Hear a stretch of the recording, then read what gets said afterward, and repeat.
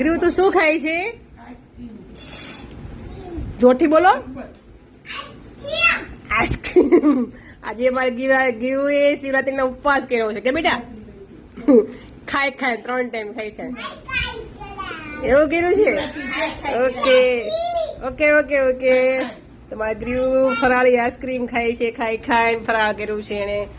આજે છે મહાશિવરાત્રી, તો શિવરાત્રીના ઉપવાસમાં બને એવું છે બટાકાની સૂકી ભાજી. અમે હળદર નાખીએ છીએ, ઘણા ન નાખતા હોય હળદર. સાથે છે રાજગરાની પૂરી અને શક્કરિયાના ટુકડા હોય, શક્કરિયાનો શીરો, પણ અમે શક્કરિયાના ટુકડા નાખ્યા. સાથે છે છાશ, અને આ છે અમારું ઘરનું ફેમિલી, બા, બહુ એન્ડ બેટી. હા, સારું મીટિંગ આવી ગયું, મસ્ત લાગ્યું. ચલો ઉર્વશી, ખાઈ લો બધા, મસ્ત એન્જોય કરો. ટાટા.